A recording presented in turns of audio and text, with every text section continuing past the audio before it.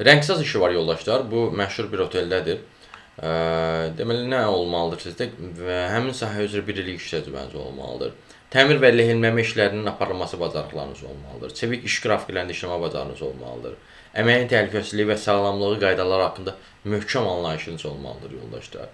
Və öz dilimizdə yazılı və şifahi ünsiyyət bacarığınız olmalıdır.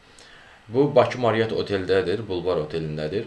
Bu işə də müraciət etmək üçün onlayn şəkildə CV-nizi göndərməlisiniz. Müraciət etməkdə dəstək istəyirsinizsə, onunla bağlı əlaqə vasitəsilə mesaj yaza bilərsiniz.